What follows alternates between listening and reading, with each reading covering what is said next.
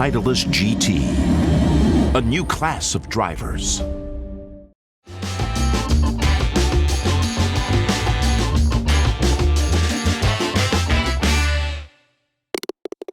Velkommen så mye tilbake til en ny episode med Norsk Golf Podcast, og dette her en gledens seiers podcast. Eller hva, Jonas? Ja, visst det det. Visst det det. Først og fremst, vi må jo bare si det med en gang. Det var for et par dager siden, men Kristoffer Reitan en DP World Tour winner. Ja. Ja, det rått. Ja, det faktisk helt rått. Ja, hva så du på? Ja, jeg gjorde faktisk ikke det. Men jeg har sett en hel del klipp i ettertid. Det samme her. Ja. Altså, var i bryllup i helgen, så da ble det ikke så mye golf. Men nei, den YouTube-kanalen til DP World Tour har fått kjørt seg. Ja. Det låg jo liksom ikke helt i kortene etter lørdagen at han skulle gjøre det. Utan det var jo en fantastisk måte han faktisk vant på. Ja, nei, for bare la oss oppsummere helt kjapt. Han ligger helt ok midt i feltet før søndagen går i gang, men bare spiller... eller som han selv sier, det den beste runden golf jeg noensinne har spilt, eller han noensinne har spilt. Han går 9. par. Ok? Jo, 9. par. 62 slag. Han gjør 10 birdies da, en boogie. 10 birdies, og bare rett opp i delt ledelse på tidspunktet. Og det ser jo ut, et lite øyeblikk, som at Ewan Ferguson, skotten, som ledet, skulle vinne. Men så har han en lip-out power-putt på 18. Den går ut, det blir 3-mannsomspill.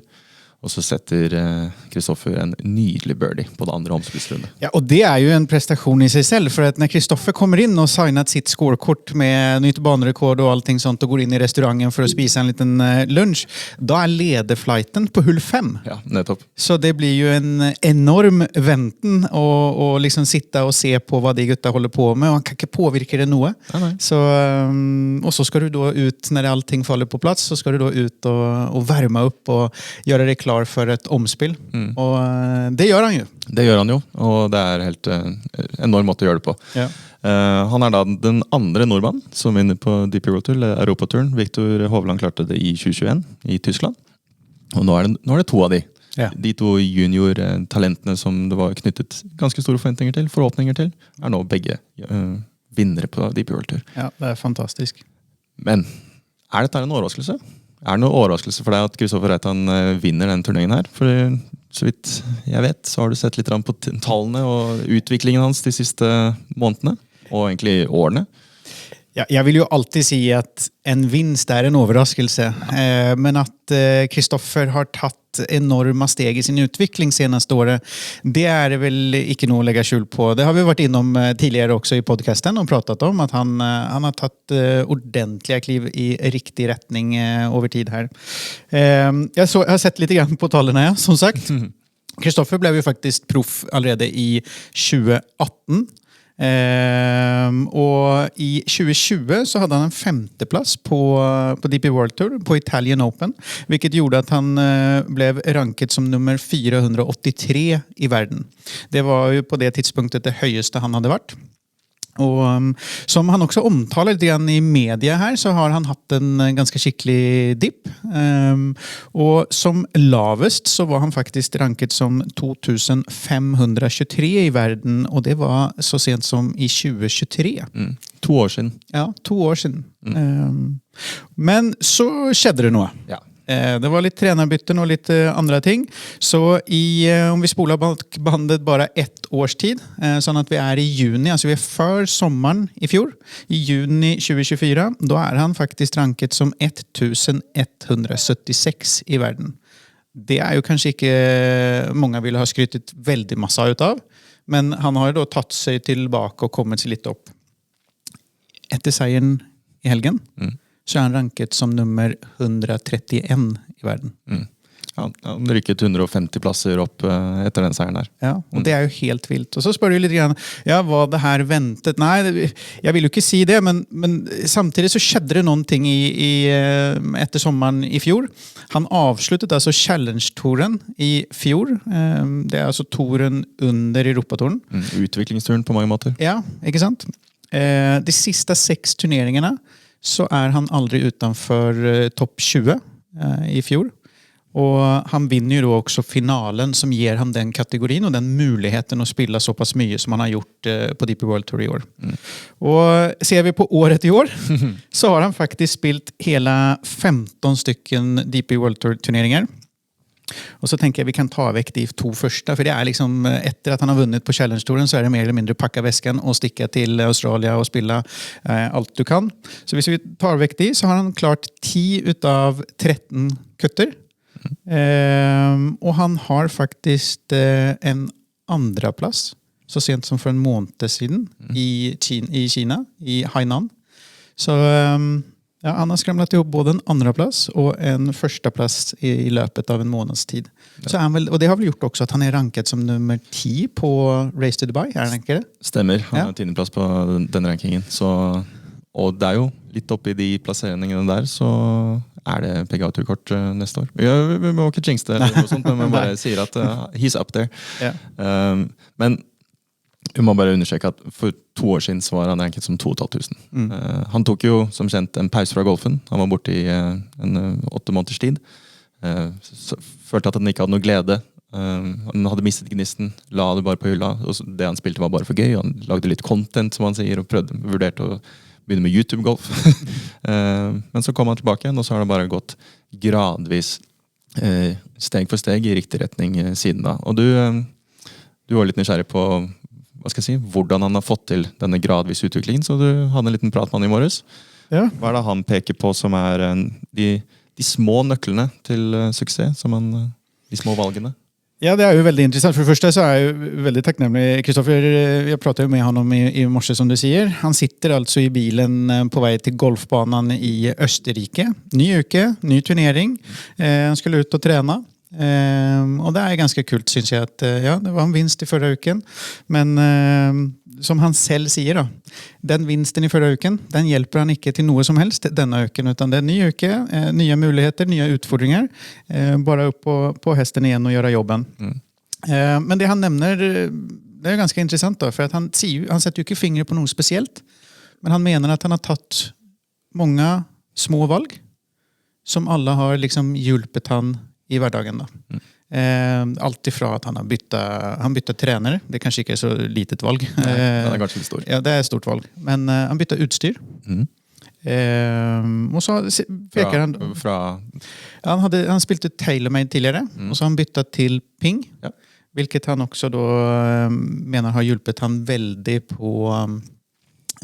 på utvecklingen då. Ja.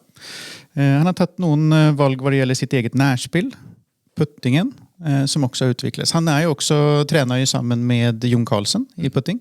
Har Jon som puttetränare. Professor i putting. Ja, och Jon gör ju en fantastisk jobb och han är ju faktiskt involverad i väldigt många spelare. Men det är gøy att Kristoffer brukar hans tjänster då, och att det ger resultat. Så att egentligen så det som Kristoffer säger i praten vi har, det är att man klarar liksom inte att sätta fingern på något speciellt som skedde eller något speciellt som kanske man letar efter. Vad var det som skedde? Utan han menar att det är de små valgerna, många valg, och att erfaringen han som han har byggt sig upp över tid, den har också hjälpt han till att ta mer riktiga valg då. Ja.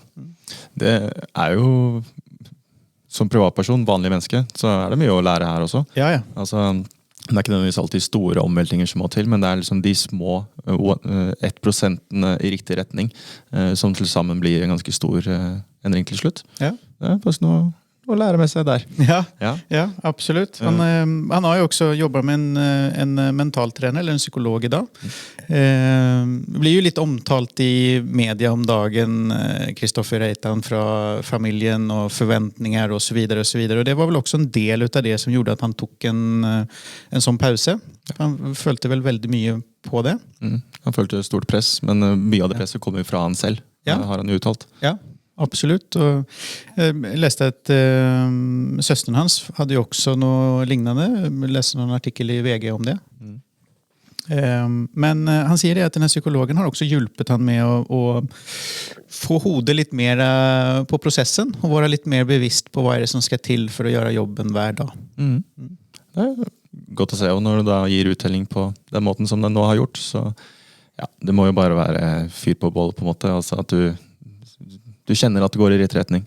Ja, men jeg synes også, ja, selvfølgelig. Og så synes jeg at det veldig gøy å høre han snakke, for at han sier jo det, jeg tar jo opp liksom at, ja, men jeg ser jo på statistikken din at for eksempel, vi har i golfen så det finns jo statistikk på alt, ikke sant?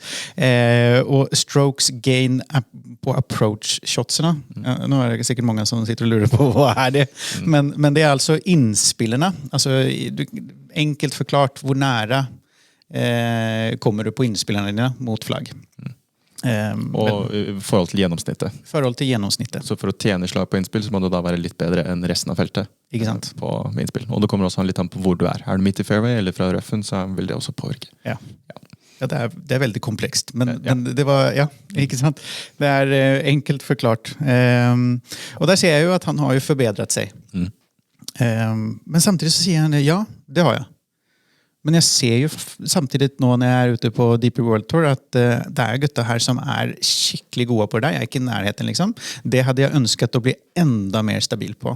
Han sier at i sine beste runder så han der oppe. Da bommer han liksom på det han sier, at han klarer å komme nærmere flagget. Han setter seg selv i færre vanskelige situasjoner. Om det så jeg mener, grinene jo veldig raske, så du kan jo ligge på en 3 meters avstand fra flagg, men du ligger på helt feil side av flagget, og det gjør at putten blir ekstremt vanskelig. Liksom. Men han har klart å hamne litt bedre mot grinen, og også at han ikke misser så mye utenfor i vanskelige situasjoner. Så han sier at han har blitt bedre på det, men samtidig så det et punkt som han ønsker å videreutvikle for å bli enda mer stabil som golfere. Enda skarpere hjerne, rett og slett bedre innspill. Ja, og det sier han jo også om alle delene. Han ønsker å utvikle. Han veldig sånn, ja, det var supergøy å vinne, og det gir masse. Men nå skal jeg videreutvikles. Jeg har fått noen gode svar, og så videre på å bli enda bedre. Det jo sånn man ser på de beste utøverne i verden, uansett hvilken idrett. Altså, prosessen har vel så mye å si som det ultimate målet. Så klart, folk prøver jo å spise inn formen mot de største mesterskapene, eller majorene for vår del, men det jo prosessen som skal til, og det du ser, du må alltid lete etter forbedring. Og her han en veldig profesjonell utøver på den måten, kan man si.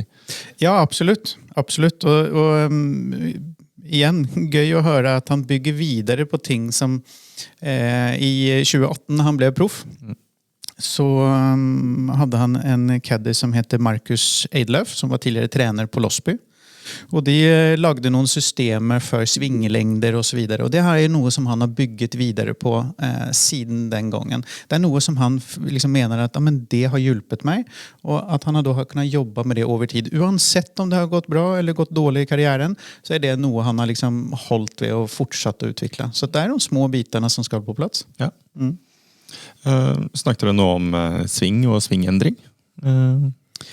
Ja, det gjorde vi jo, for det var jo det jeg tenkte litt grann. At som trener så tenkte jeg så, kanskje vi kan få noen godbiter her på hva han jobber med. Men han bytte trener etter 2023-sesongen til en, nå holdt jeg på å si en amerikaner, men det han ikke, han engelskmann.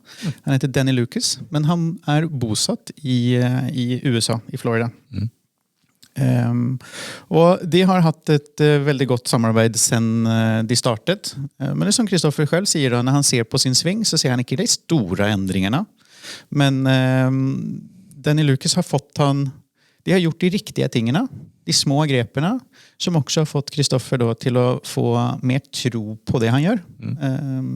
Så der ser man hvor viktig en god svingtrener også kan være da. At du får, det en kjemi der imellom. Så det ikke sånn at en trener passer for alle. Overhodet ikke. Nei, så gjelder det å finne din your guy, eller på å si, men det kan jo også være kvinnelige golftrenere. Men finne den som faktisk du kommuniserer på en god måte, og som klarer å treffe de riktige knappene. Da. Hvordan ser egentlig støtteapparatet hans ut nå? Det jo et lite team rundt han. Du nevner trener, du nevner psykolog. De selvfølgelig. Hvem i dette teamet?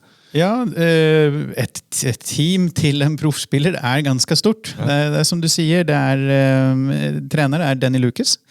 Så har han Jon Karlsson, som jeg har nevnt, på putting. Han har, som fystrener, så har han faktisk caddien til, jeg husker ikke hvem det var, men det en av gutta ute på turen, som vars caddie veldig god på det fysiske. Og det gir jo noen fordeler da. Derfor at han jo på hver turnering hver uke som de ute. Ja. Så da kan han få litt hjelp der. Så han en del av Wasserman Group, altså den agentfirmaen. Ja, skjønner. Og så har han sin psykolog. I tillegg så nevner han Next Up Golf Team, som han mener har betytt veldig masse for han. Og det jo et private profflaget som har røtter i Norge, da, kan man vel si. Ja. Med spillere da som Reitan og Ventura, og Hovland med, og en del av de up-and-coming som Herman Sekne og Mats Ege, og Andreas Halvorsen som også spiller på Deep World Tour. Det et profflag basert i Norge. Ja. Ledet av Peter Kensche. Ja, det helt riktig. Og det et team som Kristoffer nevner at det har betytt veldig masse for han. Det ble jo stiftet eller startet kanskje når han var som mest på bunn, kanskje man kan si. Ja. Og det har betytt mye i den formen av den støtten som man har fått. Det jo alltid sånn at i en idrettskarriere eller en proffkarriere da, som golfare, så mamma og pappa vil alltid støtte deg i alt du gjør mer eller mindre og heia på deg. Men just å kjenne på den her støtten fra andre utøvere, fra andre medspillere som ønsker ikke bare det å støtte, men de ønsker å dele den erfaringen som de har gjort. Og det har de da klart å skape i det her Next Up Golf Team, sier Kristoffer. Så de har en fantastisk delingskultur, hvor de bidrar til hverandres utvikling, og så har de gode treningskamper hvor de får sparre godt på treninger med hverandre og mot hverandre. Og sparring, og trene med og mot likesinnede, og samme nivå, kanskje enda litt bedre enn det også. Det jo det som man blir bedre, det ikke? Ja, absolutt. Og vi ser jo det bare på sociala medier her efter at han har vant, så det ganske kult å se hvordan alle spillerne, og Victor inkludert, da, legger ut på Instagram-kontoen sin at gratulerer og heier på hverandre. Så det veldig kult. Vi en liten nasjon, men vi har noen veldig gode golfere, og gøy å se at de tar vare på hverandre. Absolutt. Nei, det utrolig gøy å se. Og så glemte jeg kanskje den viktigste i teamet. Det jo selvfølgelig kjæresten som også en del av hele greia. Det har mye å si. Ja. Vi hadde jo et større intervju med Kristoffer Ventura i vinter, og han også peker på hans nå kone, da, Silje, som en viktig støttespiller. Så det å ha en bedre halvdel som holder deg litt plantet på jorda, det viktig det. Ja, Kristoffer nevner jo, Helene heter jo hans kjæreste her, og han nevner jo track recorden til henne. Hun var med på Mallorca når han vant finalen der på Challenge-turen, og så var faktisk denne turneringen, for turen har jo vært ute i verden, den har ikke vært i Europa, men hun var i Belgia i helgen når han da vant igjen. Så hun har vært på de 2 siste turneringene, eller som han har vunnet da? Ja. Så det bra track record. Det veldig bra. Så han sa det at nå blir hun med. Nå blir hun med. Vær med som Lucky Charm. Ja. Nei, men det nydelig. Ja. Det en ting til som jeg vet at dere har pratet om, som du har bitt deg merke i, som også en fin segway inn i neste tema for podden, men det altså Reitans avslutningsrunder. For vi har jo sett det, at han spiller bra, og så søndagene ofte veldig bra. Ja. Du stilte han det spørsmålet. Hva det som får dette til å skje? Ja, alltså man kan ju se på statistiken över tid här. Jag menar vanligtvis så kan det vara sånn att folk jobbar för att klara en kutt, och så blir det sånn att det liksom dabbar ut lite grann, att de 2 sista dagarna inte blir lika goda. Men det syns jag att han har klart att snu.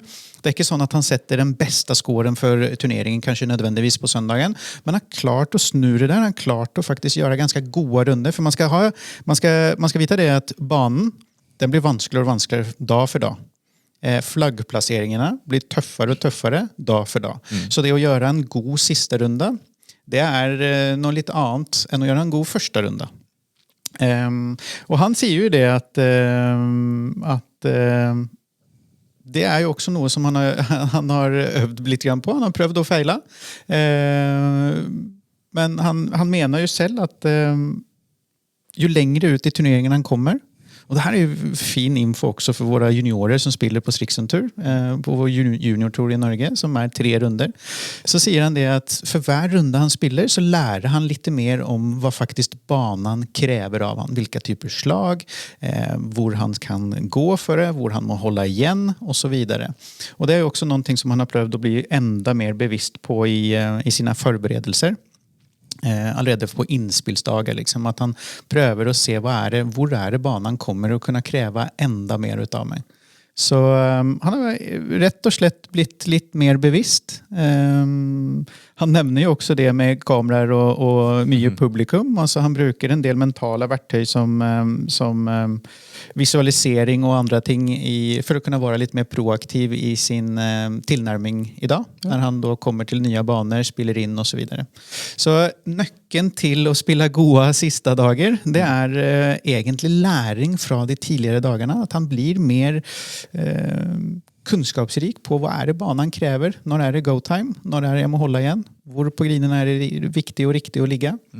Og det tror jeg en fantastisk viktig budskap til våre yngre lovende, at ikke bare klinke ut bollen og så håpe på det beste, utan ha en tanke bak det.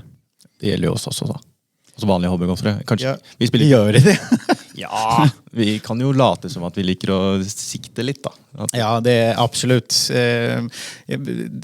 Absolutt, jeg helt enig. Og det kanskje mange av oss kanskje kan relatere til det at spille en bana for første gangen. Kontra å spille den gang nummer 2. Det stor forskjell på de to. Ja. For da har du liksom skjønt litt grann hvordan designen har tenkt, og hvordan, for det litt grann sånn som jeg tenker i alle fall når jeg spiller baner, at det ofte meg mot designen. Han har lagt i bunkrene der av en grunn, og jeg skal prøve å unngå de. Ja. Det akkurat det de gjør, og en ting bunkre, men alle slags type hindringer. Ja. Og det skal vi lære litt om akkurat nå, fordi neste post på programmet nettopp banedesign. Har du tegnet noen hull eller golfbaner i din spede ungdom? Om jeg har tegnet golfbaner i mitt... Ja, det har jeg gjort. Så fort jeg vet ikke om man går tilbake og ser på mine notatbøker fra skolen, så fort jeg kjeder meg litt i skolen, så satt jeg og tegnet golfhull, som jeg mente var helt crisp. Ja. Så jeg har tegnet mange golfhull, det har jeg. Det har vår neste gjest også, på en måte. Det blir jo gjest da. For et par uker siden så fikk jeg gleden av å prate med Bruce Charlton. Han en av verdens fremste golfbanearkitekter, med i societies og hva skal jeg si, klubber for banearkitekter. Han jobber i et selskap som heter Robert Trent Jones, som kanskje et kjent navn for norske golfere. Og han har jo da tegnet 3 baner her til lands som vi kjenner til. Det da Holtsmark, det Bjovan og det Miklagard. Og det i forbindelse med et besøk på Miklagard hvor vi fikk gleden av å prate med han. Vi fikk prate med han om hvordan det å tegne golfbane, hvilke ting du tenker på, etc. etc. Det var en veldig, veldig god samtale som jeg gleder oss veldig til at dere der hjemme skal få høre på nå. Det skal sies at vi slet litt med teknikken, så lyden så som så, men innholdet veldig, veldig bra. Så god lytt. It might be an open question, but how do you design a golf course? Well, that is an open question. Well, I think there's 2 really major factors that, at least in my mind, are what you need to really do a good job of designing a golf course. The first one would be listen to your client. Okay. I often tell people the 2 most important tools you have as a golf architect are these 2 things right here. And that goes actually even more into than just listening to the client. It's also what we like to call it listen to the land. So the 2 major factors are the client's desires, what the purpose of the course will be. Will it be open to the public? Will it be a resort? Will it be, does the client want it to be toughest test in all of Europe, which I hope we certainly don't want to do that very often. No. But so that's very, very important, is what's the intent of the course? What's the demographics of who's going to play the course? And then you have to design your philosophy to match that. It's the easiest thing in the world. Easiest thing in the world is to design a tough golf course. Okay, yeah. The most difficult thing to do is design a golf course that will test Tiger Woods and that my mother-in-law will enjoy. Yeah. And that can be done. A lot of people say, well, you can't do that. I say, yes, you can. There's kind of a course within a course philosophy. And a lot of it has to do with not only distance, but angles for the really good players. And then the second thing I mentioned is the land itself. You need to listen to what's going on there. And if one of the first things we do is we get topographic map and an aerial photo. And one of my favorite things to do is on that topographic map, take a blue pen and go to where all the low points are, which is where the water is going to collect, all the low points. Natural drainage, I guess. Yeah, natural drainage. Where's that water going? Where's it coming into the site? Where is it exiting the site? And define those on a drawing, on a piece of paper. And then consequently, or at the same time, you would draw a red pen and draw where all the high points are and ridge lines. And that helps you determine how you lay out holes, because the best golf holes in the world are designed to match the flow of the land. Pebble Beach, it just matches the flow of the land. You got a coastline there you're dealing with, but and a lot of people say that Pebble Beach is not the best designed golf course in the world, because if you put it in the middle of New Jersey, it wouldn't be as good. But you got to take advantage of, listen to the land that had a coastline that you wanted to, really take advantage of. Now, we've been lucky enough in Norway to do 3 courses here. Because that's here, Miklagard, Holsmark, and Bjorn. Yeah, exactly. And all 3, the pieces of land were completely different. And our responses were different. So,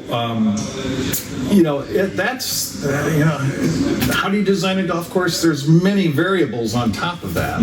Okay, but let's go into one of those 3 courses. You can pick. Yeah, sure. How did you, from the first moment you start talking to the client and you looked at the map, how did you go from there in shaping that course specifically? Here or? Well, let's start here. Yeah, let's start here. I mean, this was a farm. It was a nice, beautiful rolling piece of land. So we did want to concentrate on making sure we had golf holes both on top of the land and in the lower parts of the land. There were some natural low areas that we used and collected water in, and we designed the golf holes to kind of fit in that low scape. But then we wanted the golfer to experience up high too, to get the vantage point. So this was a very good site to do the red line, blue line thing. So we did that, and then the other thing that after we do that analysis of what the topography is doing, obviously some existing vegetation was here that we wanted to take advantage of and create some tee shot angles. First tee, it's a very good example. You come right out of a shoe of trees, and you really don't do that again on the course. So that's kind of cool. So variety like that was important, but I think the key thing is not only the high points and low points, but the flow. What's the direction that the land is flowing, and we try to move the golf holes in the very same direction. So this was very wide open. In many ways, not near as defined as Holsmark and down at Kristiansand. So I think we had a little bit more room to move here. It was easier for us to kind of study different ways to approach this piece of land. It sounds like you had a question there. Yeah, I was just curious because when you have a lot of space, because let's say Bjorn in Kristiansand, it's borders on a lake.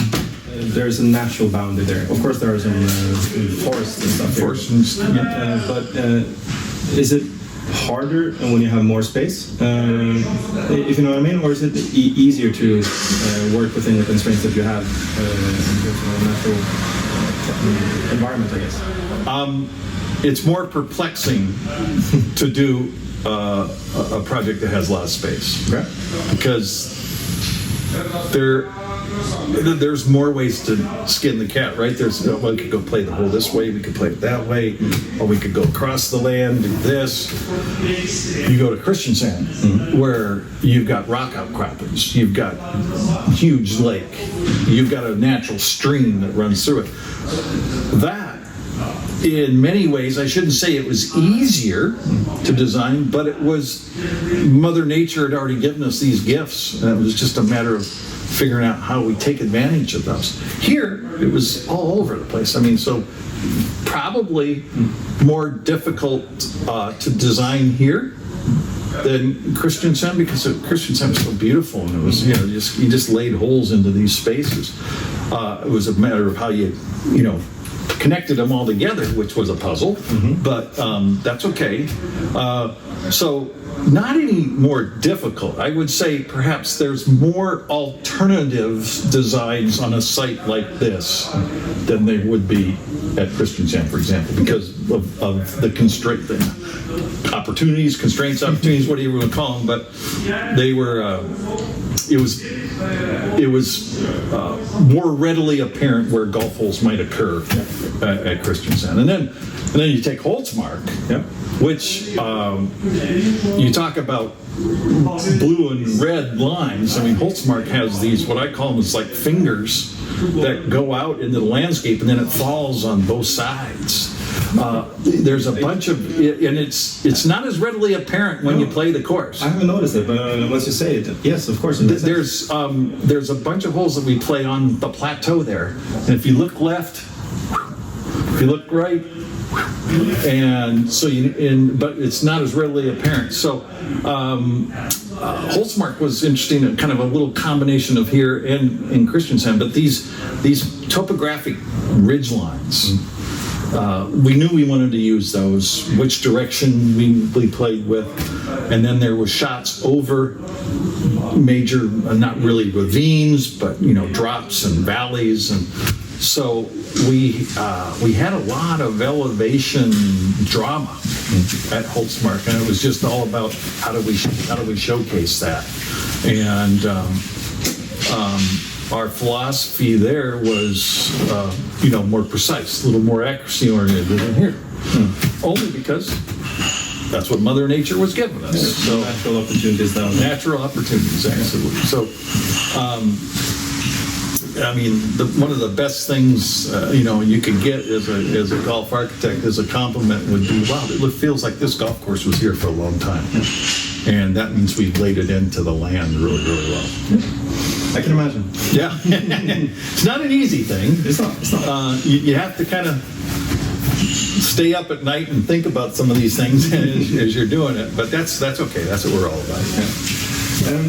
I was also curious about another thing that you said in your previous answer about course within a course. To make sure that Tiger and Rory and Victor and all of those guys has a challenge, but also your mother-in-law, as you mentioned. Yeah, absolutely. How do you make that happen? Because I can imagine it would be really hard.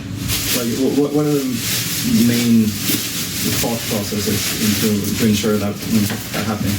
Well, I'm not sure everybody does it this way, but one of the things I like to do is I like to design the golf course for the 12 to 18 handicapper first. So set the golf course up that's going to be an experience that they're going to enjoy. There's hazards, and you got to learn how to recover and those kind of things. But really kind of figure that out first. Then it's pretty darn easy, if you have a lot of land, to figure out where you put those guys. Because they play a game that is completely different than a lot of us play. Yeah. And they see a golf course and they read a golf course completely differently than we read it.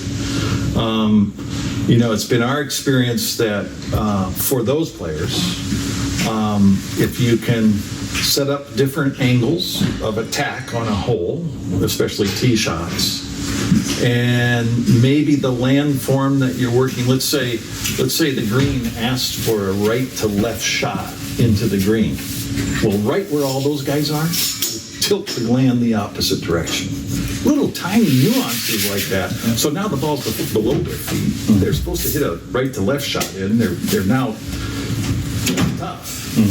And, it's just little stuff like that you can do that, us average hack, my mother-in-law and everybody, we're nowhere close to where those guys are with their shots. So it's kind of like two courses within it's one. And like I said, you set it up for it's so enjoyable for everybody. And then you see what you can do for some of the best players in the world. And probably my favorite project where we did that was Chambers Bay in near Seattle, where the 2015 Open was, and they just had the women's amateur there recently, and it was so fun to watch those young gals take that place apart. I mean, they really got it. But so anyhow, for the U.S. Open, that was a purpose-built course. And we had all kinds of room. Okay. So we could change angle and distance and carries and landforms for the best players in the world. And we walked it many times with the USGA in mind, because they knew that they were thinking about an Open. And we worked very, very hard on that player. But one of my favorite things about that golf course, when we opened it up, you could play it without losing the golf ball. As an average hack. As an average hack. It was thin and wispy rough, very, very wide fairways, sandy blowouts that you could find your ball in. I suppose the only place you couldn't find your ball in would be if you hit it over on the railroad track and you couldn't climb the fence, which Brandon Grace did on number 16 during the Open. But anyhow, so to have that kind of flexibility. Now, let's fast forward and go to the more forward players. Okay. I think angle is huge for the forward tee players. If you've got a bunker on the corner of the left and your dog leg right to left around it, it's interesting. Some of the forward tee players, I would move the forward tee off to the right so that the bunker is much more of a lateral, and they can hit right up the avenue. But I've had some very good and average women players say, well, why did you do that? We don't have to hit the same shot as the men. You've given us this angle, and it's like, well, it's taken out some of the fun. Well, play on the... Because nobody's forcing you to play that tee. But anyhow, we like to do a lot of that with... most people think distance, and we're a lot more about angle. Yeah. And the other thing is just a detailing thing, but I like to take the forward tee and have the fairway just run right up into it, so that you can literally top the ball and you're in fairway. There's a lot of golf courses, and we do them too, that you have tee rough, semi-rough to the fairway. Yeah. And it's just a little bit more time on a fairway more to kind of tie it into. And I think probably the other thing we've done to enhance that course within a course concept over the last 10 years especially, is we've kind of gotten away from the tee pods, the tee boxes, and make a long, what we call a ribbon tee, so that you basically bring the fairway right back into the tees. It's all one mowing pattern, and it's all tied together. Some of the slopes aren't flat. You just make this ribbon, and that way you can put the tees anywhere along that ribbon. Robert Trent Jones Sr. did this, and he did it with runway tees. He called them runway tees. And we've done a bunch of remodel of RTJ senior courses where we'll do a 110-yard long runway, literally. But the idea was that, you could vary the golf hole that distance. Same thing we're doing with the ribbon tees. It's just that the ribbon tees are more informal and moving around. Yeah. So, anyhow, there's that kind of stuff we're doing. Okay, makes sense. You're obviously part of a large international design company. Sure. Yeah. Whereabouts have you built and designed courses? Well, it's we've had a philosophy: we'll go anywhere, to help the game of golf grow. Some of the firsts that we did: first course in Russia, in Moscow, second course in China, and we did that in Shanghai. Now, since then, the Chinese government has bulldozed it and made it a park in downtown Shanghai. That was back when the Chinese were thinking that golf is a privileged man's sport, and they had a moratorium on golf, so to speak. Okay. But South Africa, Australia, New Zealand, Asia, we've been very, very strong, and for a lot of years. I've been working with Bobby now for 42, something like that. And we've always had a strong presence in Asia. Always have projects in Asia. Caribbean, we're doing some work now in the Caribbean. I think probably the new frontier for us has been South America. Okay. We're doing a brand new course right now in Panama, which I guess is Central America, Ecuador, up in Quito, right next to the equator at 9,550 feet of elevation. So what's that?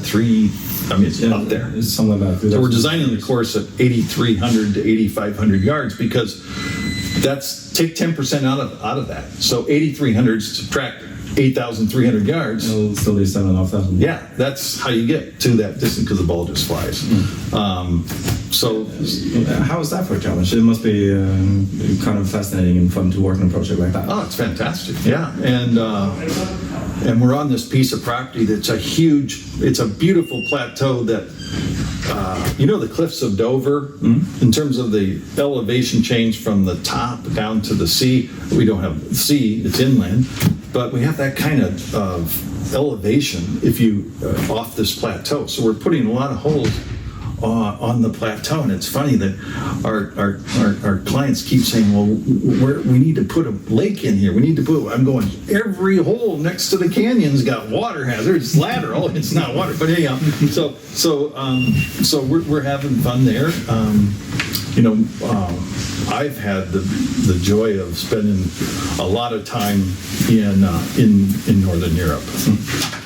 I come from the middle of the United States, in Iowa, and this part of the world is very, very similar to the climate I grew up in. Some a little more harsh, but the trees, the type of grasses, everything, it's very similar to where I grew up and learned how to play the game. So over my career, you're never supposed to say where your favorite places are, but I do get asked a lot, where's your favorite place to travel, and I just really like Scandinavia, not only because of the topography and the land, but I love the people here. They have an outdoorsy nature to them. It's like, I think we talked about it, I could take blood from all you Scandinavians and take it back to America and make people walk, because it's so refreshing to see avid golfers in this part of the world. They're walking it, man, and they're having fun, and so that's kind of where we've done it all over. I'm sure I'm missing, of course, the United States, northern, southern, Canada. Yeah. Canada's very, very good. Hawaii is wonderful. We've done some fun work in Hawaii. Still working on some things in Hawaii right now. We'll go anywhere in search of creating a good golf course. And even though, well, first of all, it's a proper worldwide operation. Yeah. We've always had that philosophy. Yeah. But you still have the same main principles, even wherever you are in the world, I guess. It's just that, is that part of all golf course designers, or your company, or how? Oh, I don't know. I can't speak for other people, but the listen to the land or sense of place nature of golf course design is something I'm very proud of, and very proud of the way our company attacks it. We don't have a formula. We don't have an island green with railroad ties on every course that we do, or rocks. We don't have a formula. And you really got to take advantage of what the piece of land Mother Nature is giving you, and do your best to, really enhance or polish or expose. A lot of it, and sometimes, is exposing, especially on a wooded site. Some of the things you discover as you start to lay out the golf holes, and you come out and start clearing trees, and you go, "Oh my God, there's a huge mountain there." Well, shoot, we got to take that green and move it over here so our shot's going right at the mountain. That kind of stuff, which is all field related. And I think every golf architect probably has those moments in the field where they go, "Oh shoot, this would be much better over here than where I drew it." That's the other thing I think I've learned over time, is never fall in love with what you draw. Because you can really limit the potential of a golf course if you say, "Well, I drew the hole here, it's got to go there."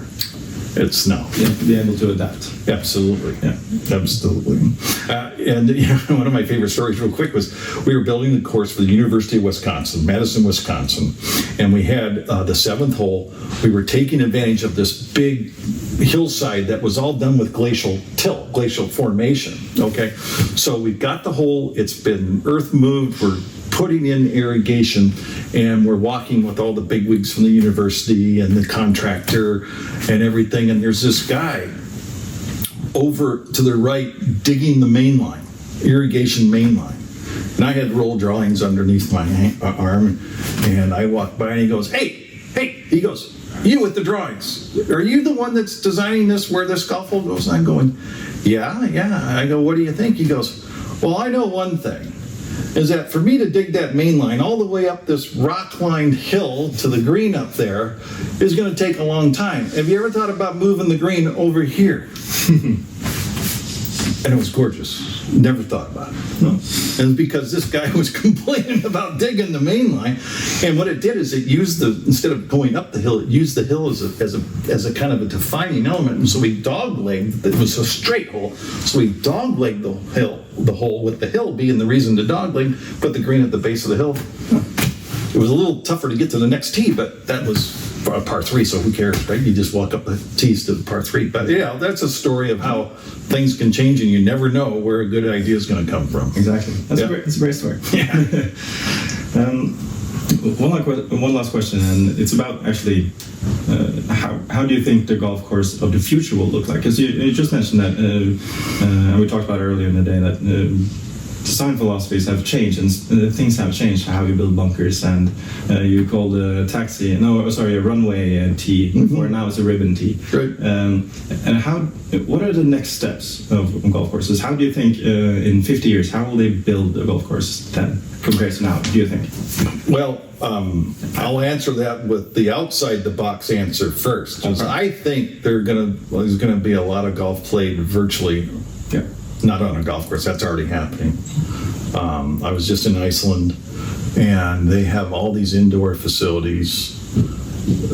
Some people have really good golf swings, and they've never been on a golf course before. They just come and play these indoor fun simulators. You play some course. But I'm thinking even virtually there with the iThings and everything, there could be a time when a golf course is all virtual.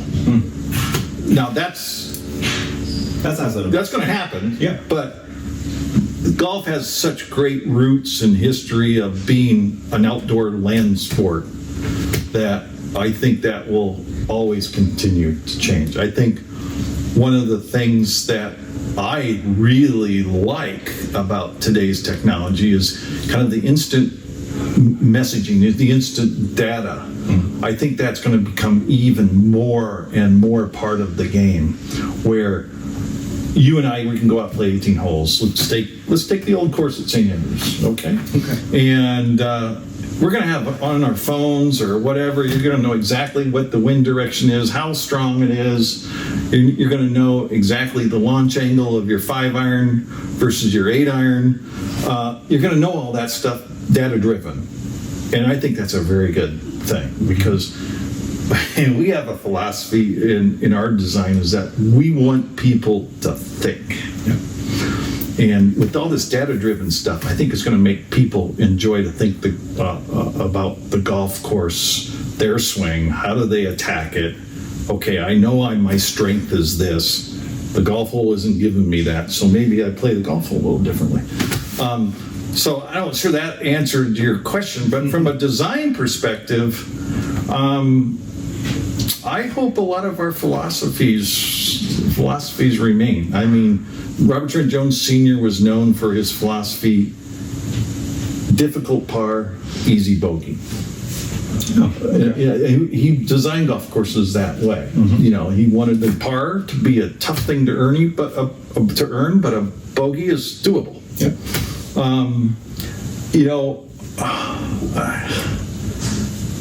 I really don't care if somebody goes out and shoots 14 under on one of our courses. If they're that good and if they can hit those shots, more power to them. I'm more worried about the 12 handicapper going out and shooting their handicap, or having the golf course set up in such a way that they see how they can shoot your handicap, and then you just blew it. I mean, I'm that way all the time now. My goal when I go play golf now is just keep a double bogey off the card, which makes bogey a great score. And it also makes you think about how you attack golf holes every now and then, especially par fives that you think you can get home in 2, but there's water on the right, big bunkers on the left. And if you don't execute that shot, you could be looking at bogey or double bogey into the whole picture. So you kind of changes your philosophy. But flexibility. I think the biggest thing we can do is give golfer choices, a lot of flexibility. I am a huge fan, as I've gotten older in doing golf course design, I'm a huge fan of giving people multiple ways to correct themselves when they have been errant around the greens. So you've missed the green, right? You've missed the green. Now, I like to, instead of a bunker everywhere, because you've got one real philosophy or shot to hit out of a bunker. If it's grass, tall grass, short grass, and you're 4 feet below the green, well, now all of a sudden there's all kinds of imagination and use the slope, fire it into it, you flop it way up. Maybe you use the green as there's a slope here and the pin's down there. You hit it over there so the ball rolls down. All that stuff. And if you can get people thinking that way and playing that way, I think you've enhanced the whole experience. So I don't know, maybe I'm closed-minded, I don't know, but I don't think that's going to change. No. I think the land is always going to be our canvas, right? So the distances may change, how far people hit the ball, all that stuff. I do think they'll probably regulate that in the future. We're there, right? But I think the fun part is understanding, some of the things that you can do right out here on the TrackMan range. I mean, like we said earlier, I understand swing speed, I understand launch angle and everything, but what's spin rate? I mean, it's almost too much info for me. But if every golfer knows that information, it's in their hand or on their watch or whatever, I like the fact that it makes everybody think, because golf is a thinking man's, thinking woman's, thinking person's game, right?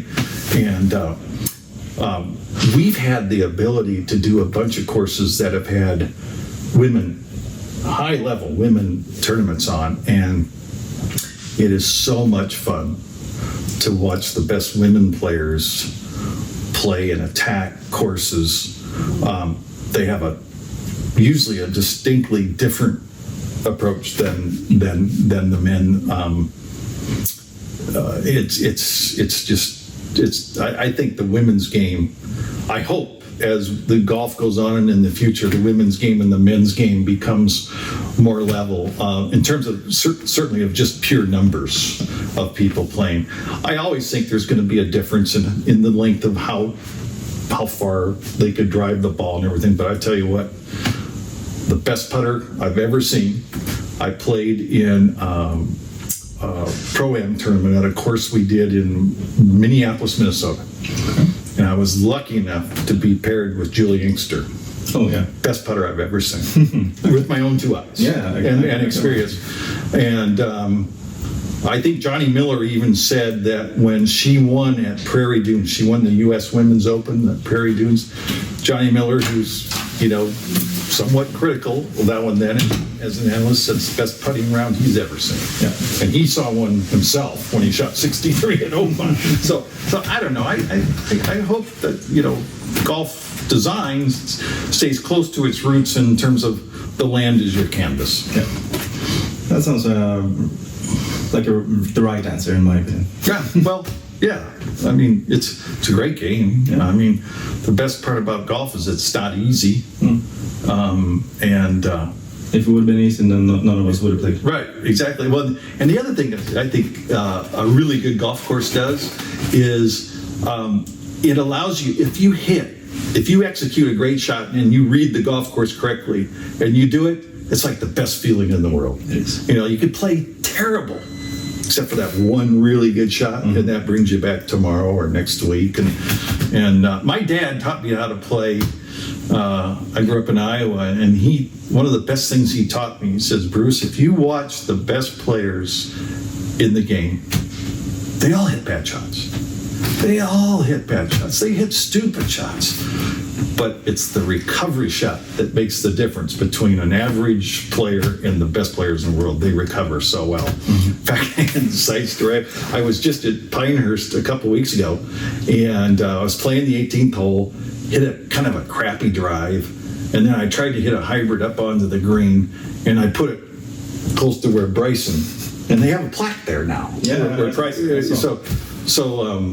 So I told all my playing partners, I said, Bryson Schmeisen, I'm gonna knock it up and make par. And I did. And so I told everybody I DeChambeau'd the 18th green. But stuff like that, you know, just to be in the same position as, you know, and of course it just recently happened, right?